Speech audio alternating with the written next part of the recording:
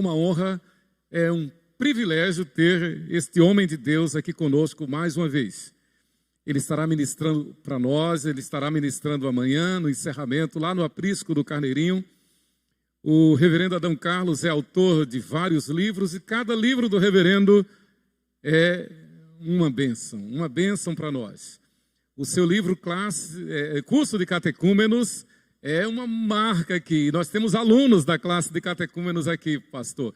E eu já combinei com o pastor, uma das aulas vai ser dada por ele. As aulas são online, então lá de Belo Horizonte o autor do livro vai dar a lição para nós numa dessas quartas-feiras. É uma honra ter o pastor conosco.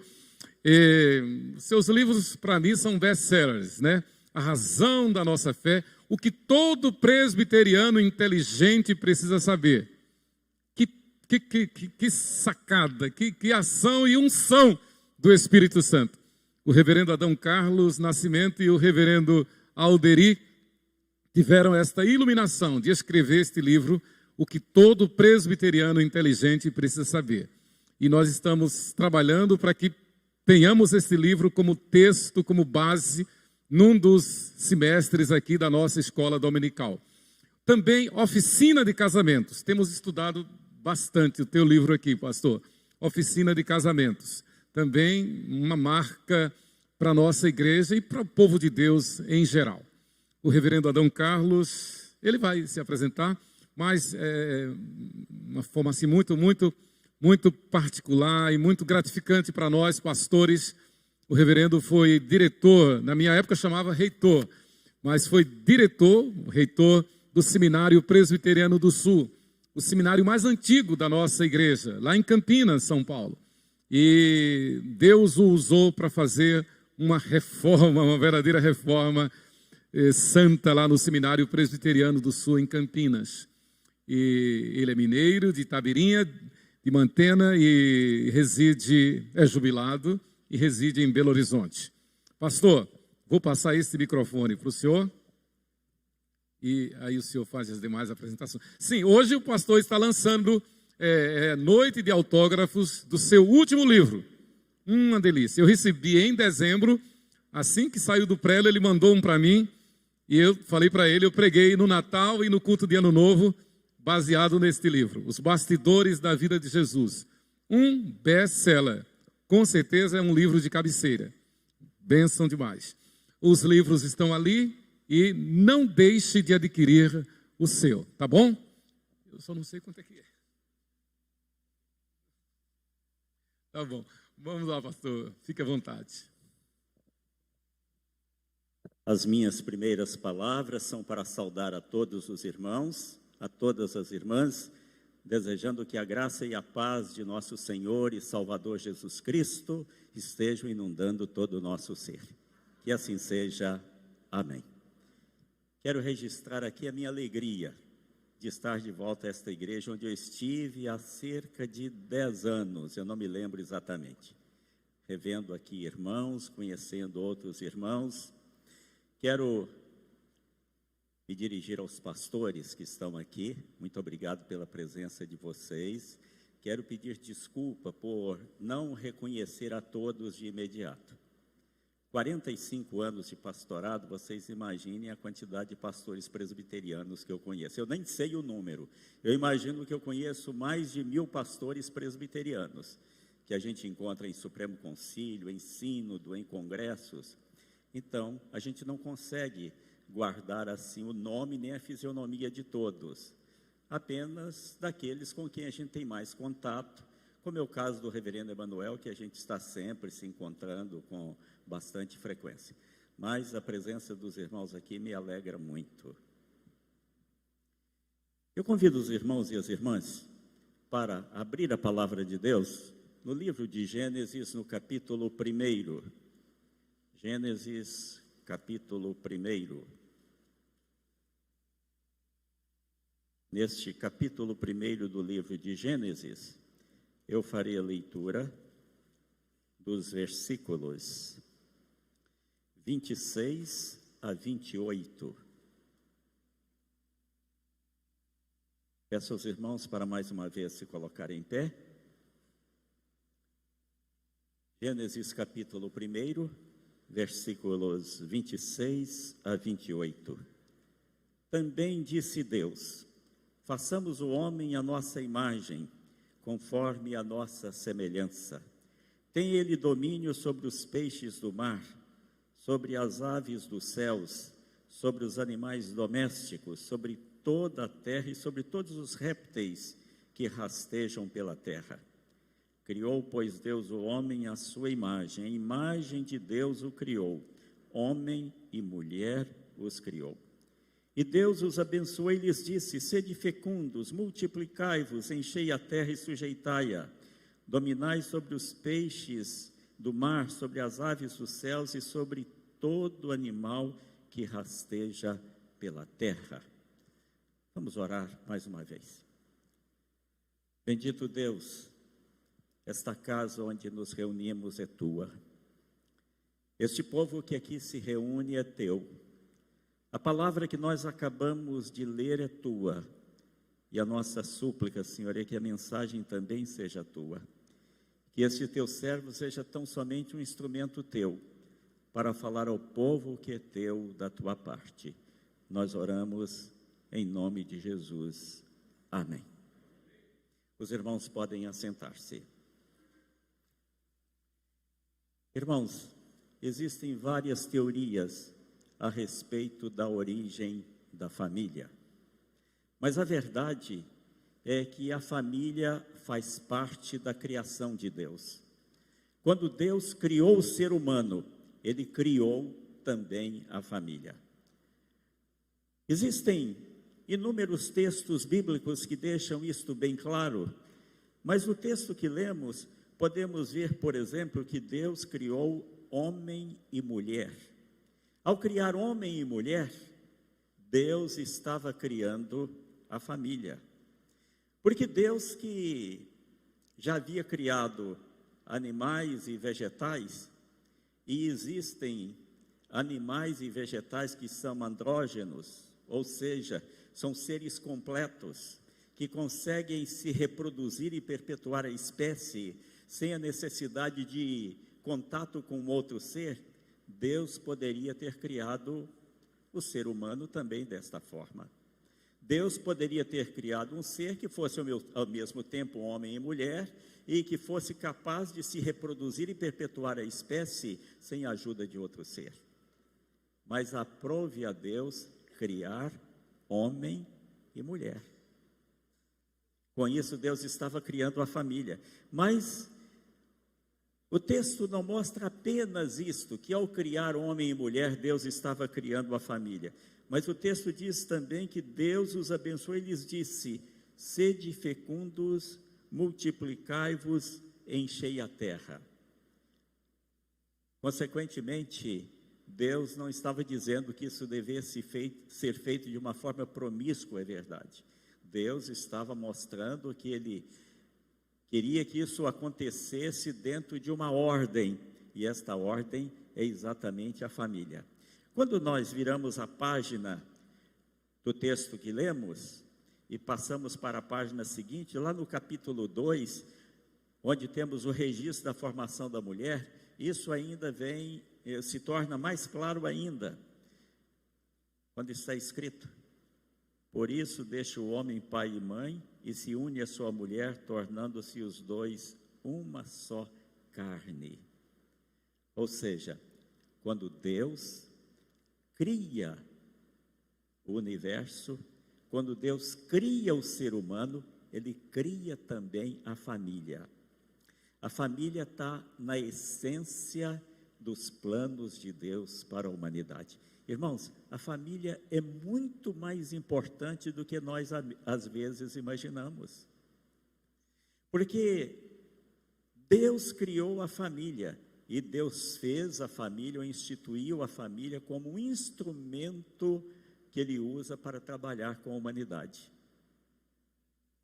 Por exemplo, é por meio da família que Deus povoou e mantém povoada a face da terra. Ou, em outras palavras, é por meio da família que Deus traz novos seres humanos à face da terra. Os dois primeiros seres humanos, Deus criou, Adão e Eva. Os demais vêm à terra por meio da família que foi instituída por Deus. Não somente Deus traz novos seres humanos à terra por meio da família, mas Deus também instrui e prepara essas pessoas para a vida por meio da família. É interessante observar que alguns animais se tornam adultos dentro de poucos meses, outros dentro de poucos anos, enquanto o ser humano leva tempo e tempo e tempo para se tornar adulto. Por quê? Porque o ser humano tem uma missão muito especial. Então Deus se serve da família, criou a família como esse instrumento para preparar esses seres humanos para a vida. E também para preparar esses seres humanos para serem servos de Deus. Ninguém rivaliza com a família, ninguém tem mais competência do que a família, ninguém é mais eficaz do que a família para preparar as pessoas para servirem a Deus. A igreja é muito importante, mas quantas horas os nossos filhos permanecem na igreja? Escola, ainda que seja uma escola cristã, a escola é muito importante, mas quanto tempo os nossos filhos permanecem na escola? Os nossos filhos são preparados para servirem a Deus na família. Então a família tem a maior importância. Quero passar rapidamente com os irmãos por alguns textos bíblicos que mostram a importância da família. Deus cria a família. As famílias vão se multiplicando, os seres humanos vão crescendo e por causa do pecado vão se corrompendo. E chega um momento em que Deus vai destruir todos os seres humanos da face da terra, porque a violência, a corrupção do ser humano havia se multiplicado de tal maneira que até para a paciência de Deus havia se tornado insuportável.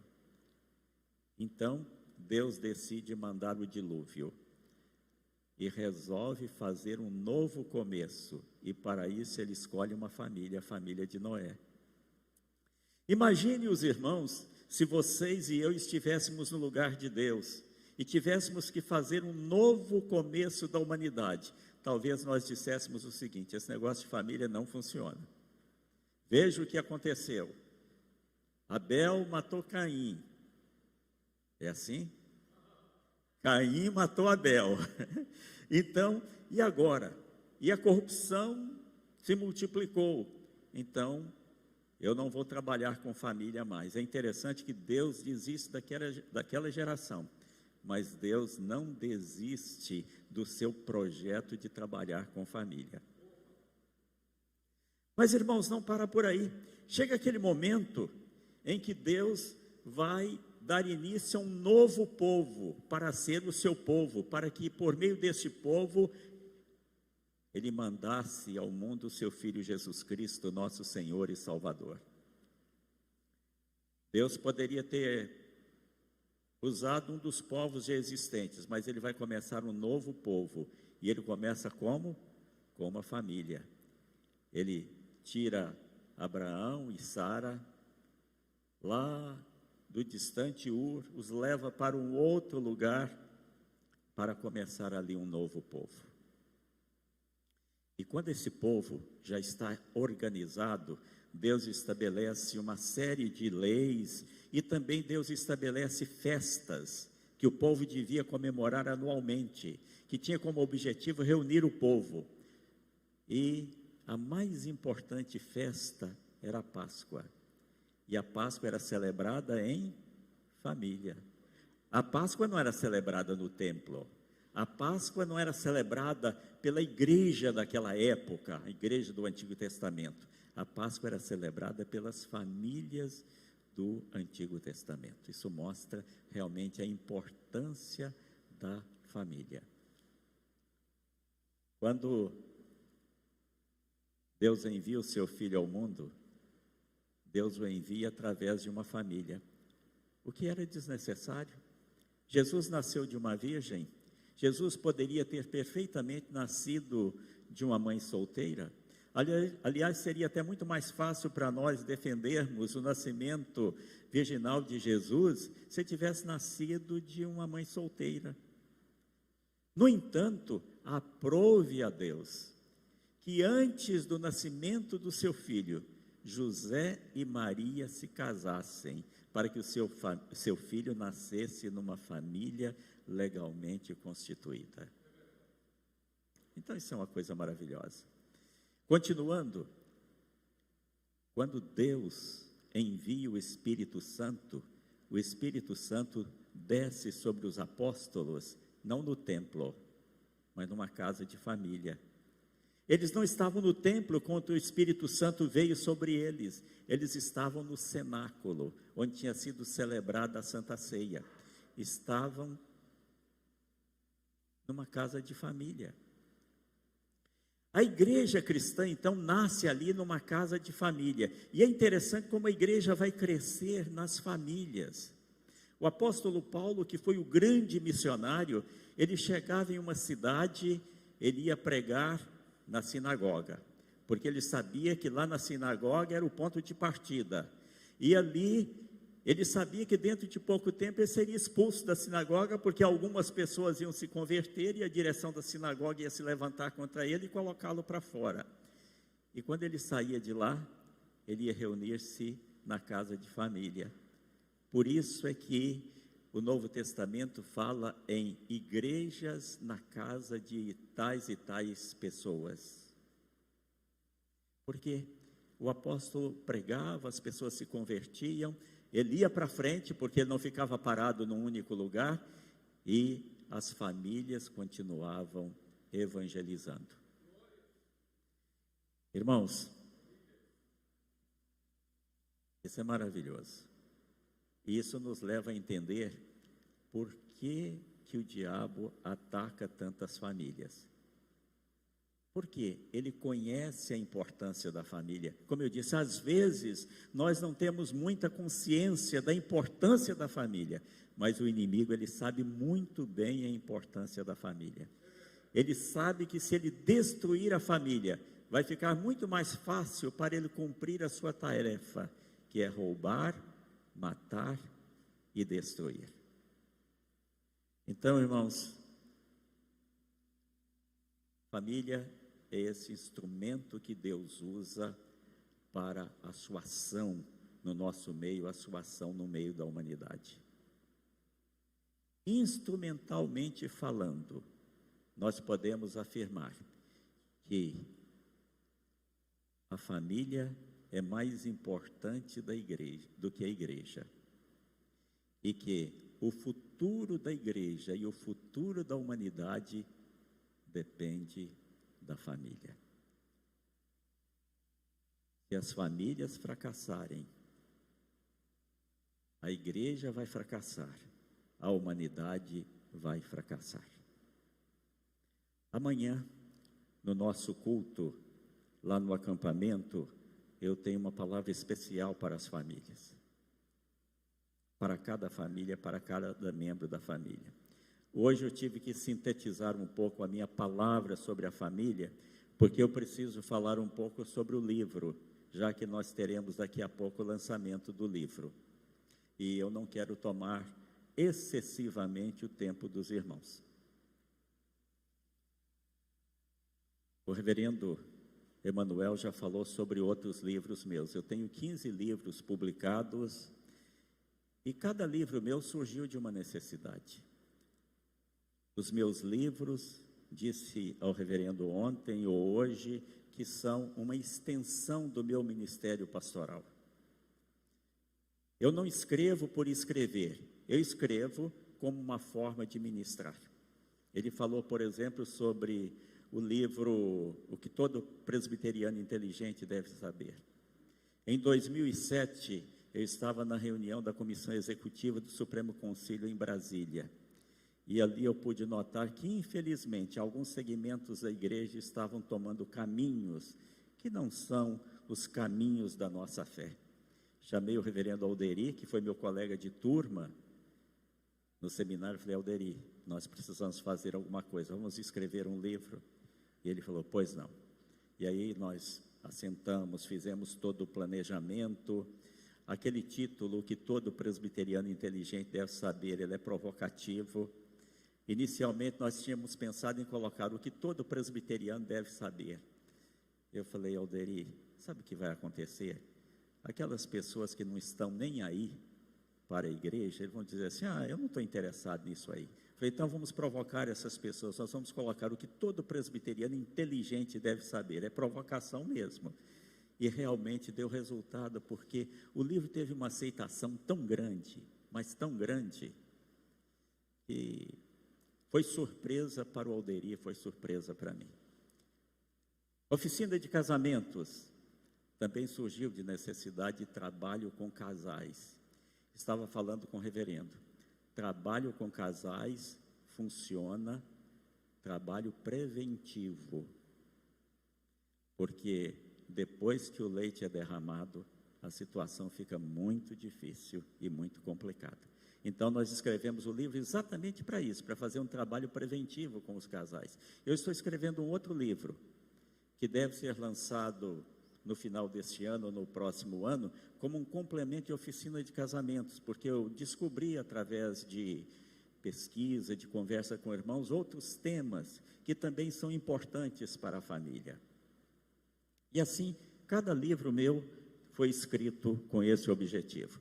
Esse último livro, Os Bastidores da Vida de Jesus, é uma biografia de Jesus, à luz dos 4 evangelhos, à luz dos documentos dos primeiros séculos da igreja cristã, tendo como pano de fundo os usos e costumes daquela época. Então, esse é um livro que eu desejei ardentemente escrever. E é um livro que é resultado de muito estudo e de muita pesquisa. Pesquisas como, por exemplo, eu fui 5 vezes a Israel, pesquisando sobre a vida de Jesus. Eu li uma quantidade muito grande de livros, de revistas, de periódicos, etc., para escrever este livro. E eu escrevi no período da pandemia. E eu escrevendo e recebendo notícia de colegas meus que estavam morrendo de Covid. Ex-alunos do seminário, ex-colegas de pastorado, 2 pastores que tinham trabalhado comigo como pastores auxiliares morreram de Covid. E eu orando, pedindo: Senhor, preserva a minha vida para que eu possa terminar esse livro. Preserva a minha vida. A minha angústia era o medo de ir embora sem terminar o livro. Eu queria deixar esse livro pronto. E quando esse livro estava sendo divulgado nas redes sociais, uma pessoa escreveu lá nos comentários o seguinte: os 4 evangelhos não são suficientes para mostrar quem é Jesus? Por que então que o senhor escreveu esse livro? É isso que eu quero falar um pouquinho com os irmãos aqui também, rapidamente. O fato de existirem 4 evangelhos inspirados pelo Espírito Santo e de outras obras sobre Jesus não é empecilho para que outros escrevam. O exemplo é Lucas. Já observaram como Lucas inicia o seu evangelho? Diz: olha, já que muitos outros também escreveram sobre as coisas que aconteceram entre nós, eu também resolvi escrever. Então, isso não impede que alguém escreva. Mas o meu livro não pretende se sobrepor sobre os evangelhos, de forma nenhuma. Os evangelhos são inspirados pelo Espírito Santo. Os evangelhos são escritura sagrada. Os evangelhos são palavra de Deus. Meu livro não. Meu livro não é inspirado pelo Espírito Santo, porque nós cremos que quando encerrou o cânon bíblico, encerrou também o período da inspiração. Nós temos iluminação, não mais a inspiração. E então, meu livro não pretende se sobrepor aos 4 evangelhos. O que o livro pretende, então? O livro pretende organizar de forma cronológica o que está nos evangelhos. Por quê? Os evangelhos não são biografia. Naquela época, esse gênero literário biografia não existia. E também os evangelhos surgiram tendo objetivos específicos. Por exemplo, Mateus escreveu para os judeus, para mostrar aos judeus que Jesus é o Messias. Portanto, Mateus selecionou aquelas palavras de Jesus, aqueles ensinos de Jesus e aqueles atos de Jesus que mostrariam aos judeus que ele é o Messias. Ele fez isso certamente, nós cremos, inspirado pelo Espírito Santo, mas ele não escreveu tudo aquilo que Jesus disse, tudo aquilo que Jesus fez, conforme João diz lá no final do seu evangelho. Marcos já escreveu para os romanos. Ele seleciona aqueles fatos, aqueles ditos de Jesus, aquelas ações de Jesus, aqueles milagres de Jesus, aqueles ensinos de Jesus que certamente tocariam no coração dos romanos. Ele conhecia a cultura dos romanos, e assim por diante. Lucas escreve para os gregos e assim por diante.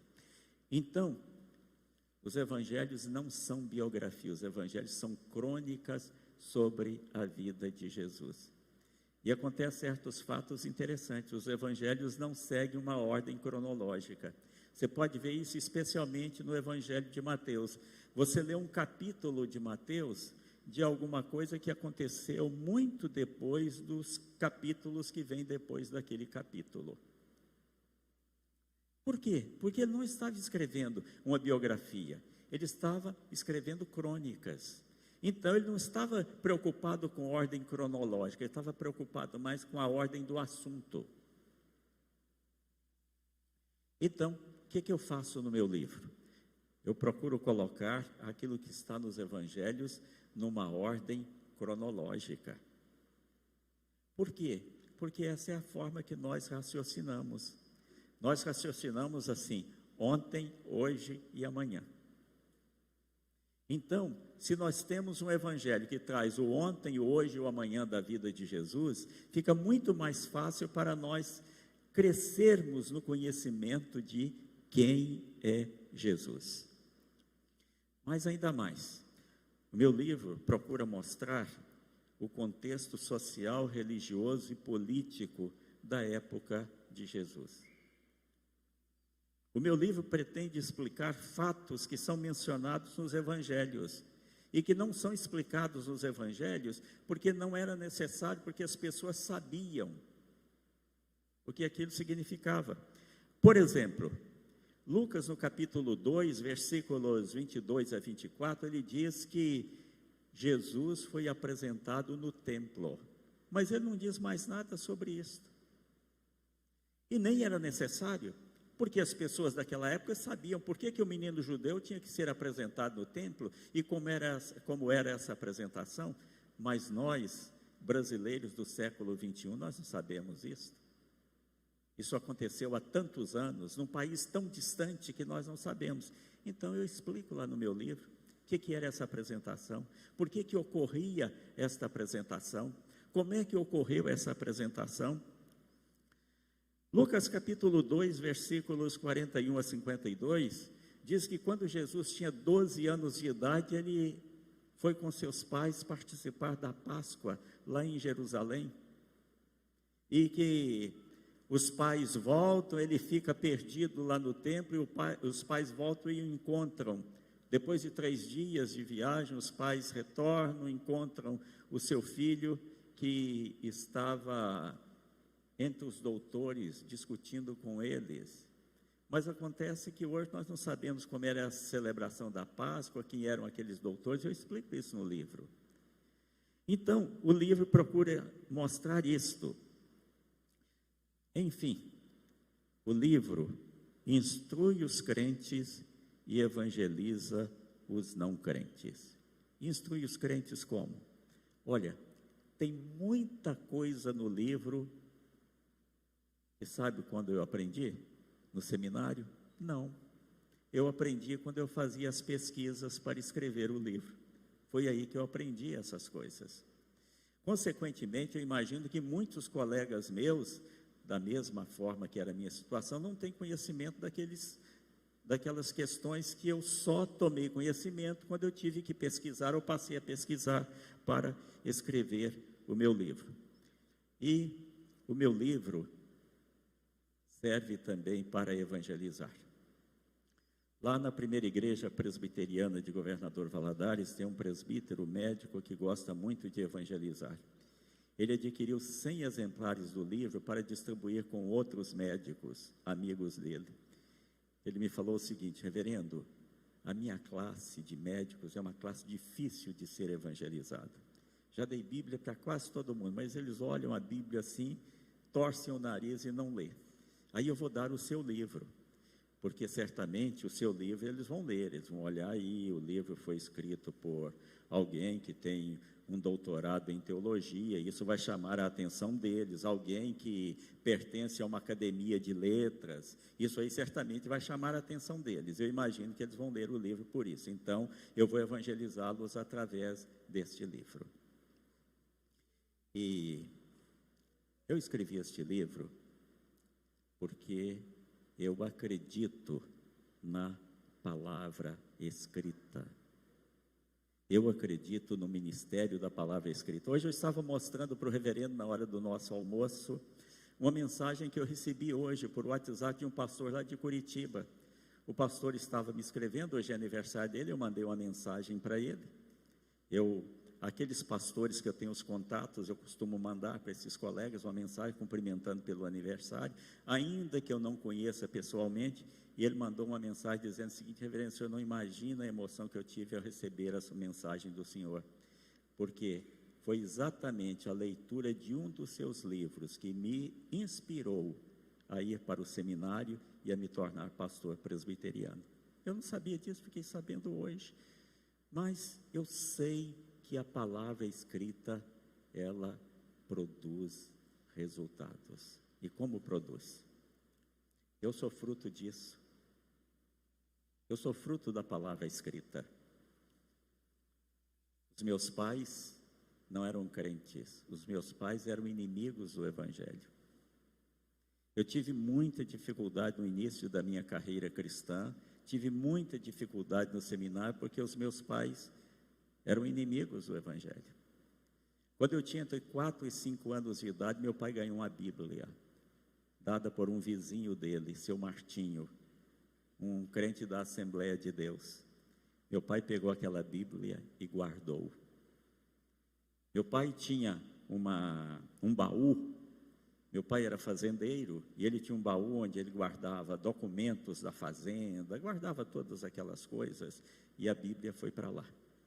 Quando eu tinha entre 14 e 15 anos de idade, eu descobri aquela Bíblia lá no baú do meu pai.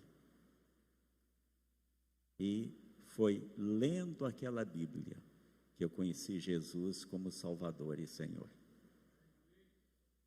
Então, só acrescentando aqui que a minha mãe se converteu mais tarde e que o meu pai converteu bem mais tarde ainda. Meu pai faleceu no ano passado, com 96 anos de idade e com 9 anos de crente. Ele havia se convertido 9 anos antes da sua morte. A minha mãe está viva, está muito bem, graças a Deus, vai completar agora em julho 92 anos de idade. A minha mãe se converteu quando eu estava no seminário, quando eu estava quase concluindo o meu curso. Então as pessoas perguntam: quem é que pregou para você? Não, ninguém pregou para mim. Foi lendo a palavra. Então eu acredito muito na palavra escrita, eu acredito que a palavra não voltará vazia. Então, não somente a escritura sagrada, mas a palavra também que divulga o Evangelho, que é o poder de Deus para a salvação de todo aquele que nele crê. Então, queridos irmãos, é por isso que eu escrevo. Eu escrevo porque eu creio que esta é uma extensão do meu ministério. Eu tenho 72 anos de idade, a minha a minha saúde tem estado bastante debilitada. Eu não sei quanto tempo eu vou permanecer por aqui. Então, eu faço tratamento lá em Belo Horizonte com 3 médicos, e um dos médicos, uma médica, aliás, falou comigo o seguinte: olha, o senhor sabe que a medicina não pode fazer muita coisa pelo senhor. Das enfermidades que o senhor tem, 3 são incuráveis, são irreversíveis. Então, o que nós podemos fazer é cuidar da qualidade de vida do senhor. E vamos tocando para frente. Então, eu não sei quanto tempo eu vou viver. Eu pensava que eu ia chegar lá pelo menos aos 90, meu pai chegou aos 96, mas eu não tenho mais essa expectativa. Mas uma coisa eu sei: o dia que eu for embora, eu vou continuar falando. Eu vou continuar falando com os pastores, eu vou continuar falando com os crentes através dos meus livros. Então, é por isso que eu escrevo, é por isso que eu estou aqui. Que o Senhor seja louvado. Amém.